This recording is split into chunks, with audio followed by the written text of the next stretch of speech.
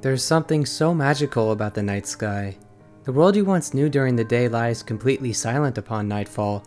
At times it can feel as though you're the only person left. It's this feeling which emanates such a mysterious aura. You may feel lonely, sad, peaceful, relaxed, determined, upon many other emotions. During the night is when most of us do some of our deepest thinking, and our thoughts can lead to some pretty interesting scenarios that play out in our heads. Things we wish to pursue, thoughts of how we would alter a particular action we've made throughout the day, and so on. Nighttime is such a crucial time for thinking and clearing our minds. For some of us, we may even be the most productive during these hours. So with all that said, how could you possibly transfer all these complex emotions and feelings into the world of a video game? Now this question might seem pointless. I mean, after all, nighttime is nighttime, right? Wrong. I firmly believe that without a cycle of day and night rotations within a game, it would simply be unenjoyable, and far more inferior than it could have been otherwise. Subconsciously, we as humans have come to expect these natural changes within our environment, so for many, they may not see the beauty that nightfall actually brings. Its use within a video game can drastically change the experience in ways that are crucial to the overall enjoyment. Take the Zelda games, for example. This series in particular always sticks in my mind, as the rotation from the sunny day into the cold, lonely night are portrayed immaculately, and they always have since Ocarina of Time released. One moment you could be fending off some enemy, only to watch the sun slowly fade, igniting the sky with a brilliant orange light, before finally going dark with the only source of vision being the faint light of the moon looming above you. In Majora's Mask, this concept only becomes more powerful, as each second that passes by draws the world of Termina closer to destruction. Therefore, the night sky, which was once peaceful in Ocarina of Time, becomes a symbol of warning, motivation, and dread, all at once as it urges you to finish your tasks quicker in order to secure a safe future for the land you're fighting for. Each night that arises is a reminder that the day has come to an end, and soon, this whole town will meet its end as well. Each Zelda game handles the passing of time in a completely different manner, and the night sky illuminating your path serves a different role throughout each entry. In the Wind Waker, after a long day full of fighting enemies and completing dungeons, it's almost cathartic when the night finally arrives and you take off into the vast ocean, with the only sound emanating from the wind and the creaking of your boat as you rock back and forth across the waves. In Twilight Princess, upon nightfall, this already lonely world becomes that much more devoid of any natural life, with the only noises coming from the screeches of the monsters which lurk nearby. A voice that appears to belong to Malon starts to sing in a melancholic tone, symbolizing the inevitable downfall of Hyrule if Link fails to intervene.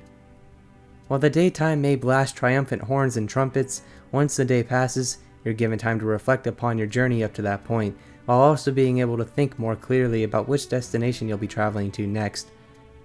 Whether that means exploring the world more or heading straight to the next dungeon, that decision remains yours, and yours alone. In Skyward Sword, the only way to see the night sky is by sleeping in one of the many beds spread across Skyloft. And although the natural passing of time is gone, you're still able to explore this island in the sky during the night. Your lack of ability to travel anywhere outside of Skyloft during these hours may seem like an odd choice by the developers, and while that may hold some truth to it, I find Skyloft to feel much more ominous due to these restrictions. The land is only lit by the fire surrounding the area, and since you can't fly your Loftwing, the beams of light which normally guide you into the separate regions of the world feel much more mysterious and sinister as a result. Breath of the Wild and Tears of the Kingdom contain the most complex version of this cycle out of the entire series. With these two games, it's not always as simple as the sky transitioning from light to dark. Sometimes you'll have to endure thunderstorms, blood moons, or some other weather complication. This creates an even more magical experience, as you could be doing something as simple as riding your horse, until all of a sudden, lightning casts across the dark sky, destroying anything it comes in contact with. In Tears of the Kingdom specifically, if you jump off of a sky island just as the moon finishes rising, you'll witness a beautiful green skyline, which feels almost surreal as you're thousands of feet off the ground gliding through this ominous yet stunning environment. The Zelda games have always been able to capture real-world occurrences and translate them into a digital world flawlessly, as each one does it in such a different way that playing each entry in the series feels fresh as a result of this brilliant innovation. One of the most popular games to discuss when talking about the lonely night sky is Super Mario Galaxy. There are hardly any games out there which illustrate the beauty of loneliness quite like this one. Throughout the journey, you'll find yourself floating through the endless void of space, backed with nothing more than a beautiful but melancholic soundtrack which only serves to further display how alone Mario is as he drifts through this massive galaxy. The world is so dark and quiet that arriving in a galaxy which exudes light is a refreshing break, acting as a symbol of hope for Mario and in turn, the player, that even though darkness may surround us from nearly all sides, there is still a shroud of light which shines bright enough to eliminate any darkness. Even though Mario Galaxy is about a plumber going on to fight a giant turtle in the middle of space, it's still able to display such raw and powerful emotion through its incredible use of world building and design. However, there are still plenty of other games which put the night cycle to use in a way that displays an emotion other than sadness or loneliness. Sonic the Hedgehog 2 is a pretty infamous level known as Casino Night Zone. This is a prime example of nighttime being used in such a way to express happiness and freedom. Even though this is a 16-bit game, you still feel like you're right there in Las Vegas, strolling across the city illuminated by car lights and neon signs. The soundtrack used here perfectly complements the environment and pacing of the level, which turns a sprite-based platformer into an experience which feels akin to a modern title. On the other hand, Sonic Colors actually is a modern Sonic game, and even though it may receive mixed reviews and some slack here and there, it still handles the night theme levels brilliantly. Rather than being used to make you feel alone, such as Mario Galaxy, Sonic Colors uses the dark sky in such a way where the rest of the level is able to shine through its neon objects and bright enemies. Its use of a galaxy-themed world is genius because it puts all the attention and focus onto every other aspect of the stage. Therefore, scouting out the enemies is much easier to do because of this choice. Another great example of the night sky would be in Mario Kart 64's rendition of Rainbow Road.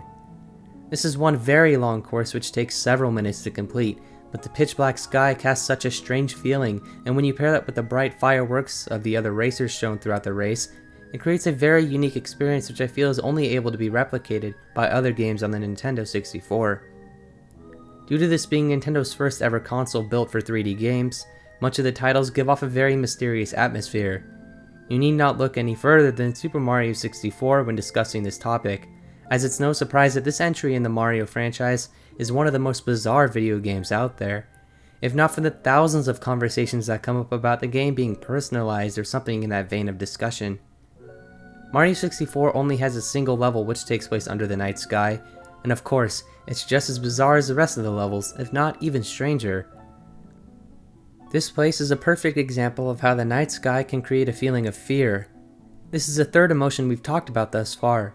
Previously, I mentioned how the moon and dark sky can be used to create either a feeling of sadness or happiness, but now that we've reached Mario 64, it's safe to say that we've arrived at that third emotion. Big Boo's Haunt is a level which feels almost dreamlike to explore, much like the other levels, especially when you're outside. The harsh sounds of the wind mixed with the haunting instrumentation create such a score that feels straight out of a Resident Evil or Silent Hill game. Then there's the skybox itself, which includes the moon plastered among a dark purple sky with the silhouettes of several surrounding trees. This level is simply disturbing compared to the rest of the stages in the game, and it feels so out of place, but at the same time, the feeling it gives off is charming in the most unique way possible. One of the biggest reasons for this is because of its release on the Nintendo 64, which had a tendency to make 3D models look a bit off to say the least, but again, this just adds to Mario 64's charm. One of my favorite examples of the night environment being used to create an unsettling atmosphere is in the level titled Toy Time Galaxy from Super Mario Galaxy. This place is just bizarre. It feels like it's straight out of a stage from Mario 64, which just gives it an even more off-putting design. You're essentially trapped in a giant playhouse floating in the middle of space, with only the windows showing you the way out. This level always felt so claustrophobic to me, but in the best way possible.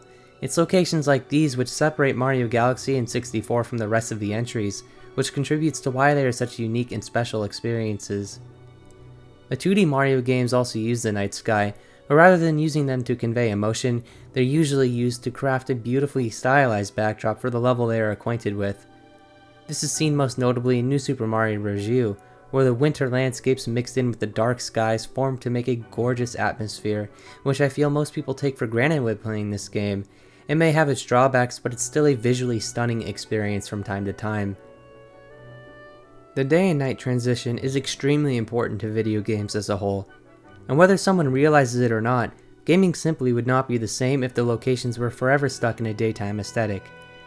As discussed throughout this video, using nighttime in the right ways can create some truly magical experiences and moments throughout a game, as they are almost always used to great effect when striving to draw emotion from the player. It's truly incredible what a simple switch in the environment can do to alter an experience inside and outside of video games, as this one simple change has the potential to turn an emotionally mediocre game into a brilliantly deep experience. But with that, thank you all so much for watching. I hope you enjoyed the video, and I'll see you soon.